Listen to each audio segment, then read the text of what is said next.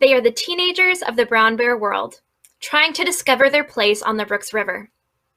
Along the bustling rivers and streams of Katmai National Park and Preserve, bears in all stages of life work to make a living.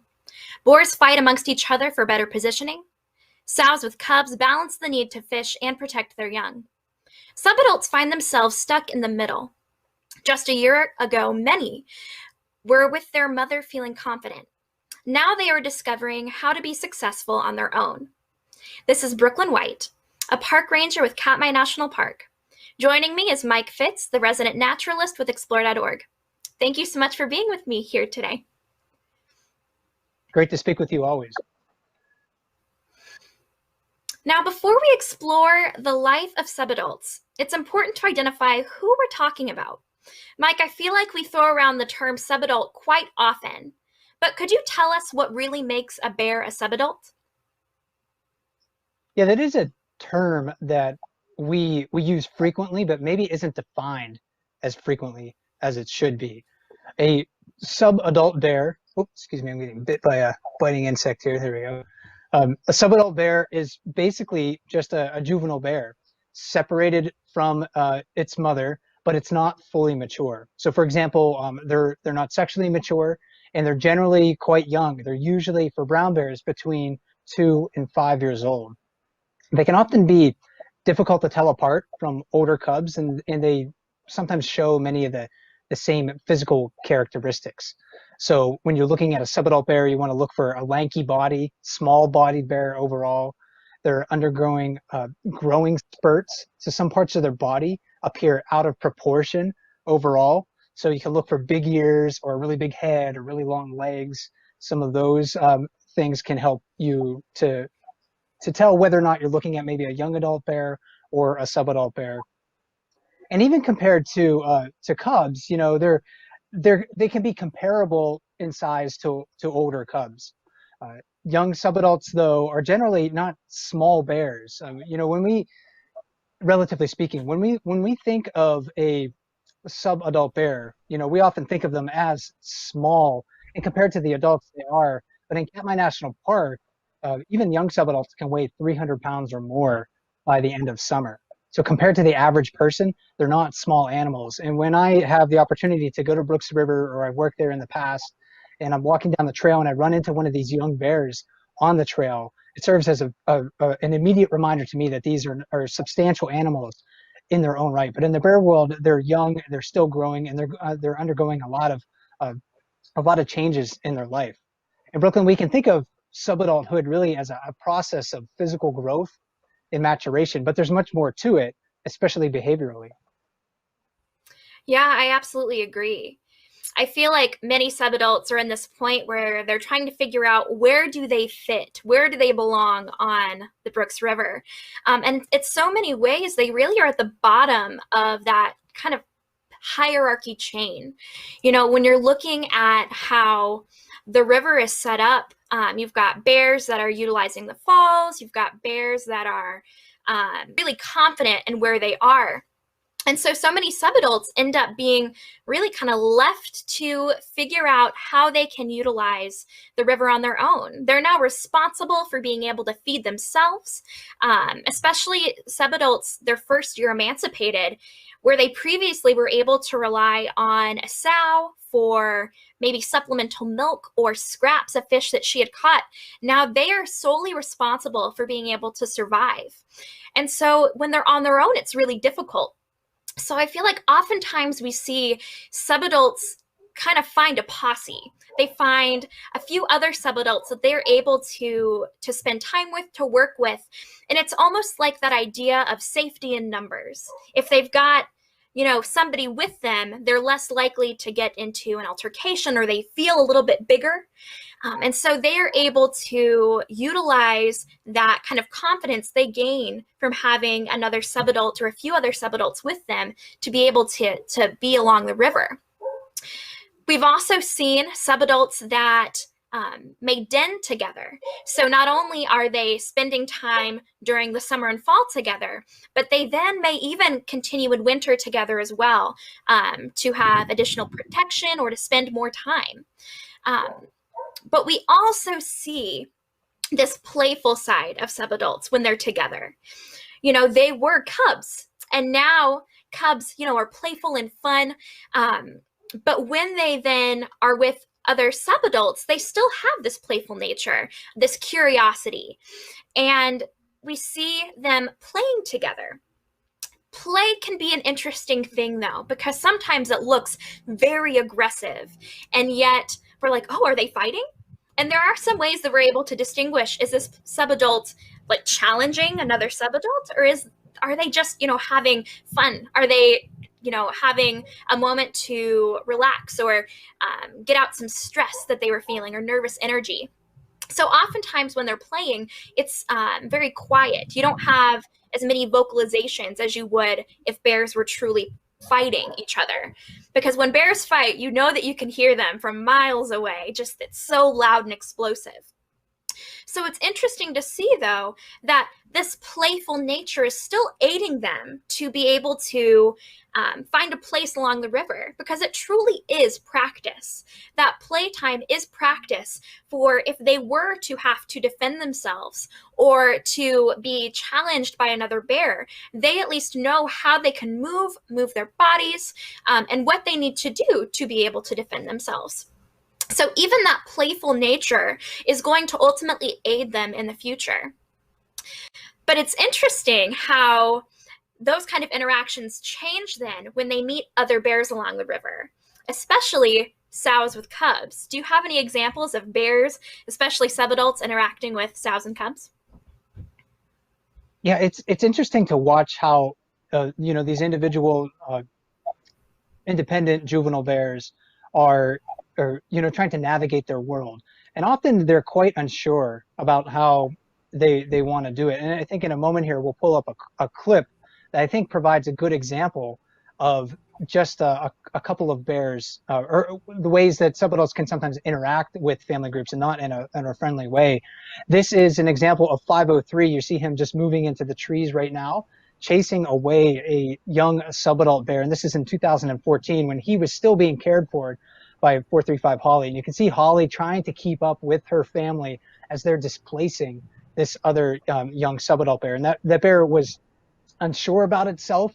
Maybe it just I can't remember the specific situation that led to 503 chasing that other bear away. But you know, cubs, they're good at reading the body language of other bears as well. 503 may have seen some hesitation in that other bear, some submissiveness in that other bear, and decided to test his own limits of dominance and chase that other one away. So when, you know, you have these older cubs, for example, backed up by mother, knowing that they have a bodyguard, they're a bit more bold, and they're able to sometimes exploit you know, that to their advantage. And this is the beginning of that interaction, where you can see that subadult kind of like looking back, not running away at a full sprint, but definitely not comfortable with the close proximity of 503, and then also the spring cub at the time, 719, following along. So sometimes the interactions with family groups aren't friendly.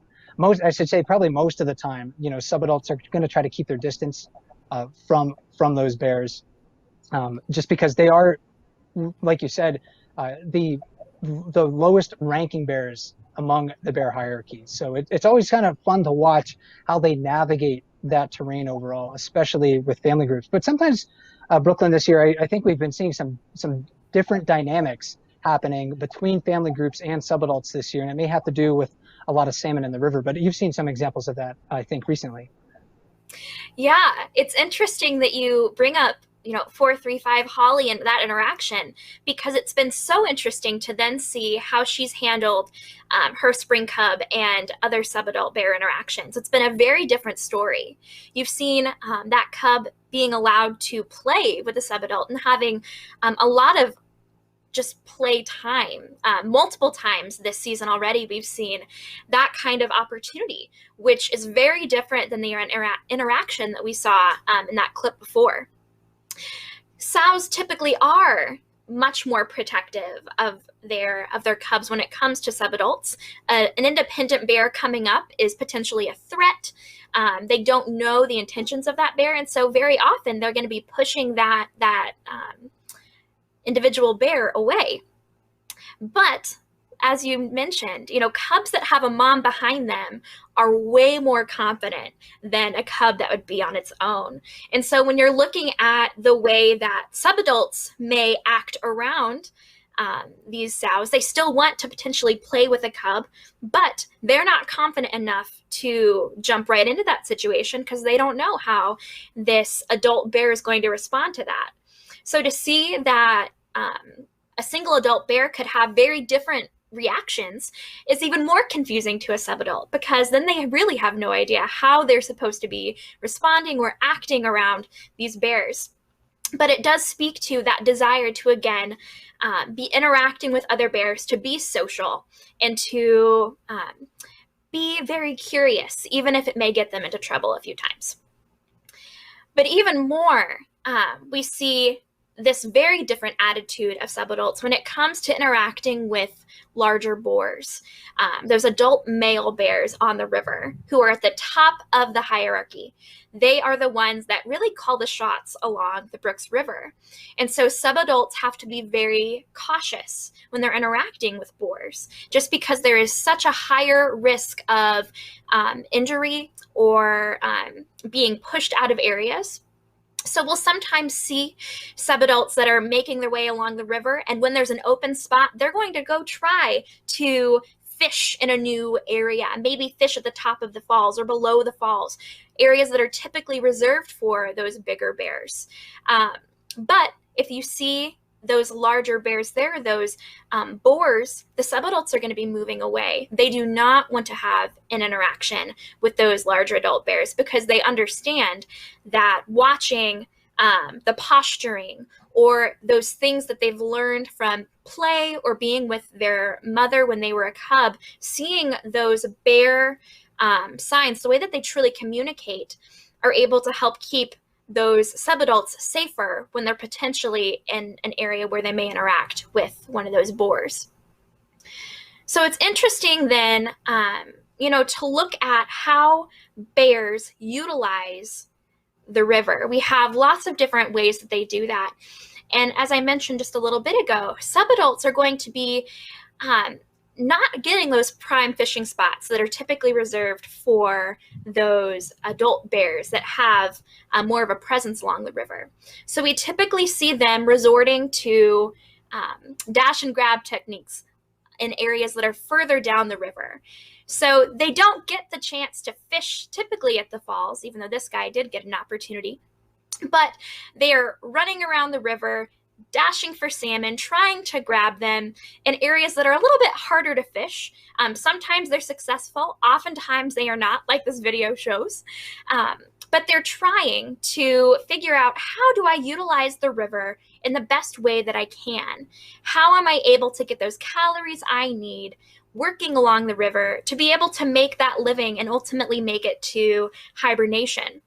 It's so interesting to watch them play, do that dance and take chances when they can. Sometimes we see bears move into those better fishing spots when they have an opening. And so that's allowing them then to test the water, see, okay, am I able to maybe move my way up that kind of chain of command. Or maybe I won't be successful and I'll get pushed away. Either way, they are working at being able to take advantage of opportunities that they see. And that's one of the coolest things about subadults, is that sometimes we see them being absolutely fearless when it comes to utilizing the river. And as we see here, this guy climbing the falls. What a fun and interesting way to try to, make your way and use the river. Yeah, I think the subadult years are definitely one of exploration for a lot of these bears, as you were discussing, and they're also opportunists as well. You said that there's not a really great chance for them to utilize the falls in a lot of years, especially in years where we have fewer salmon moving into the river. The salmon run this year in Brooks River was just so exceptional that it opened up these opportunities for subadults to practice fishing in places where, if there were fewer salmon or even a more typical salmon run, they just wouldn't have that chance.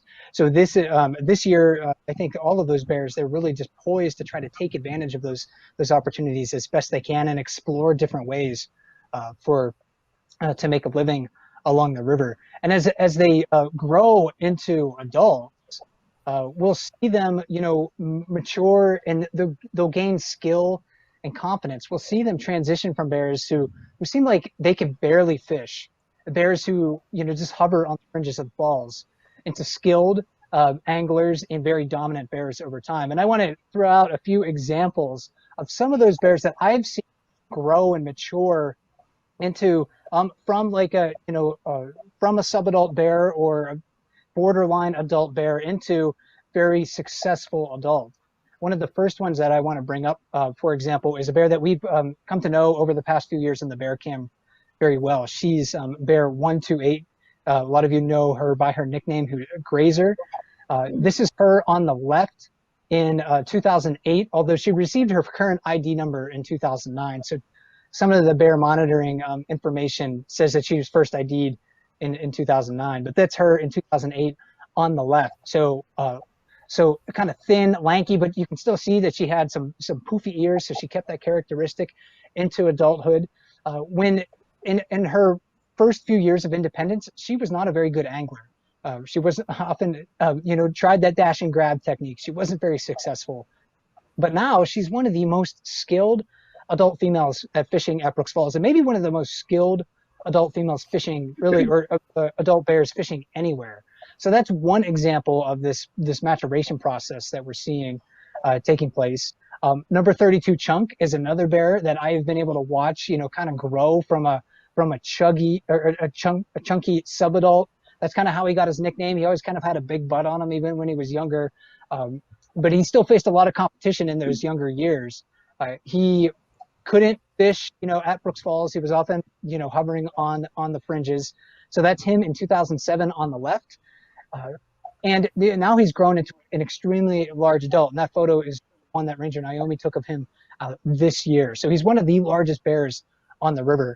And he's a bit of an enigma in a way, because he's retained some of those juvenile characteristics in some ways, because he's also interested in playing with other adult males on occasion. And that's not something that we see bears of his age partake in very often, but we've seen him do it a little bit this year. And then lastly, I want to talk about the mighty bear 747. I didn't get to see him when he was a very young bear, but on the left, this is him in 2004, and he was described at that time as a small subadult.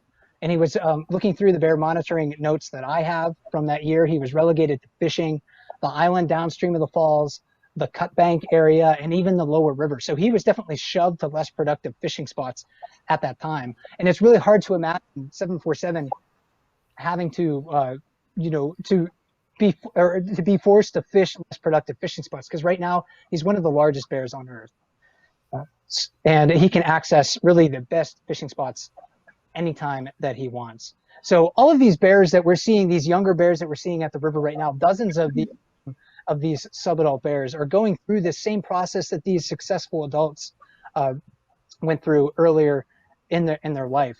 And in Brooklyn, I'm kind of interested to know if there are any of these young subadults that we're seeing this year along the river that you're particularly interested in watching. I definitely have a few, and there are so many, it's really hard to narrow it down. But I have two in particular that have continued to capture my attention.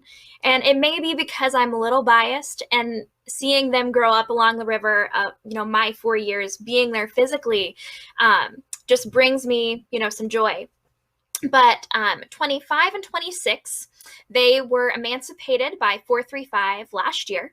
And so that was their first year to really be independent bears. And it was so fun to see them continue to come back together. They were almost always together, side by side, fishing, playing, just bounding around the river. And I remember, seeing them apart, and I'd be like, oh, where's 25 or where's 26? And I saw one of them come over the closed trail, and the other one was standing by one of the platforms, and you saw them both sniff the air, and they're like, wait a second, is this the bear I think it is? And then they ran together to join each other down in the river and then fish together. And so it was so fun to see that playful attitude and still being cautious. Like, I need to recognize that this is the bear that I know, but then being able to continue to spend time together. So it'll be interesting to see if when they decide to separate, to distance themselves, to really become independent from each other, because they're not going to be besties forever. But it has been an absolute pleasure to watch them continue to work the river together, even out of cubhood into this subadulthood. What about you, Mike? Are there any bears that you are watching and waiting to see what they do? Yeah, it's hard to choose. But I narrowed it down to two just for this chat. But similar to 25 and 26, I'm also curious to follow the story of a couple of sibling subadult bears. They're actually older than 25 and 26, but they're number 909 and 910. So they're siblings, thought to be the offspring of number 409 bead nose, and they both have bead nose ears, big ears, similar faces, so fairly recognizable along the river. And I still remember the first time that I saw these bears when they were independent. It was their first summer apart from mother. I was standing on the wildlife viewing platform at Brooks Falls, and I looked across the river, and I could see two young bears up in the forest on the far bank. And they had been brought to the falls by their mother often when they were together, including the previous year. And so they knew that there was food there. They knew there were fishing opportunities there. But when they looked down at the river, they didn't have mom with them anymore. And that scene just looked very intimidating because they both stood on their hind legs. They huffed. I could hear them huffing really across the river, and they just ran off into the forest. Slowly over time, though, they gained confidence, they gained skill. They were less likely to run away from other bears and more likely just to kind of give them a little bit of space and look to squeeze into open fishing spots. So we saw them venturing to the lip occasionally, and now they're both very skilled on the lip of Brooks Falls, catching salmon there, just like their mother. And we also saw them innovating maybe even new fishing techniques. You saw one example of or one photo, I think it was of number 910 earlier, standing on her hind legs, trying to catch fish in her arms. And she actually did it successfully a couple of times last year. I don't think she's done it this year. Maybe she's found some easier fishing techniques since then. But I'm interested to follow their story again of maturation and learning as they mature into adulthood. And maybe a lot of both of those bears will come back with their own cubs as they mature into larger adults. And I think it'll be very curious to see if they utilize those same spaces that they are right now, and to see how tolerant they are of one another. Like you mentioned with 25 and 26, they may be very tolerant of each other right now, but we're seeing that 909 and 910 are starting to become less tolerant of one another as they age. So those are a couple of bears that I'm looking forward to watching mature into adults over the next few years. And as we, progress towards our conclusion here, Brooklyn, I did want to bring up, one final point about our sub-adult bears, our teenage bears, because, physically and behaviorally, sub-adult bears are analogous to human teenagers. So while we focus on this stage in a bear's life, we can also compare it to sub-adulthood in our own lives. Now, this is subadult Mike, circa 1996, rocking a mullet there. But I'm also not comfortable in my own skin. So I'm still really trying to find my place in the world, developing my own personality, my own disposition. And I remember this time really as awkward and uncomfortable. As I gained independence, I tried to navigate my world. But this is a life stage, subadulthood is a life stage that we share with bears. It's full of strife, it's full of change, challenge, growth, exploration, and maturation. That was long before I understood that bucket hats were the best hats. It was long before I knew that I needed glasses, long before I was fully physically mature. But that's a stage, of life that all humans go through to become adults. And it's a stage of life that all bears go through to become adults. It really is amazing how we can observe such striking similarities in the ways bears experience life to the way that we do.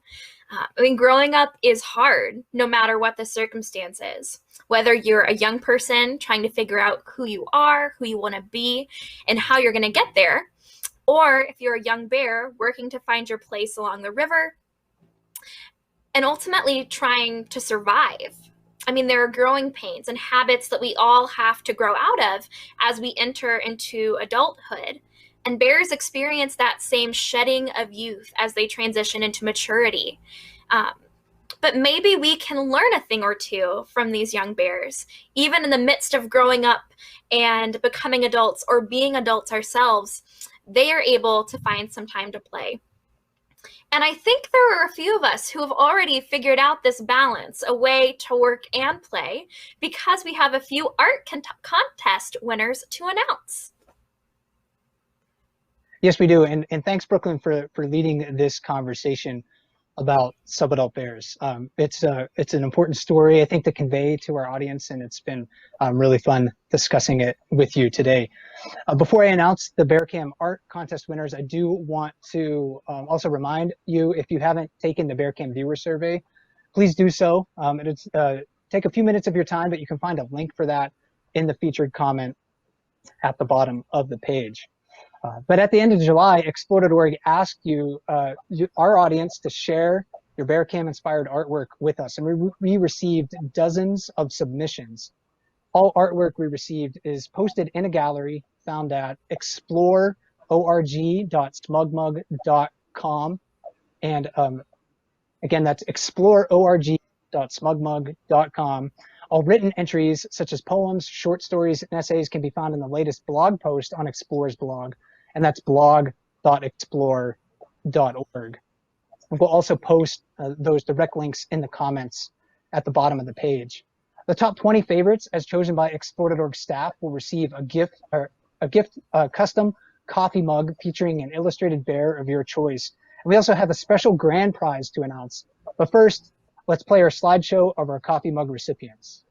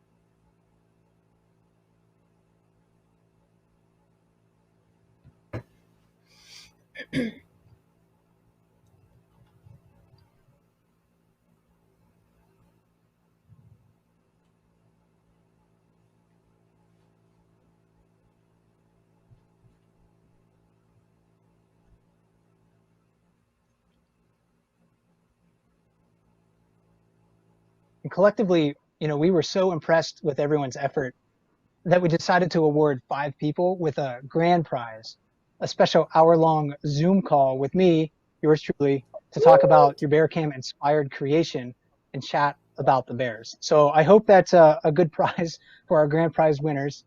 We'll be in contact with everybody, including the winners of your custom mugs, just like this, in the near future.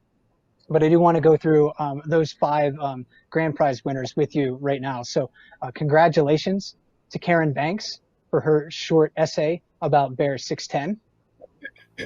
And congrats to Sarah Smith for her watercolor painting of a bear cub. Congratulations to Sarah Terry for her illustration of Bear 482 and 747, who we frequently saw together in the river last month.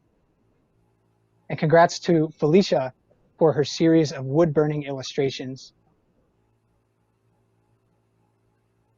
And then congratulations to Kayla Sawyer-Stein, I hope I pronounced that name right, for her poem, Villanelle for the Bears at Brooks Falls.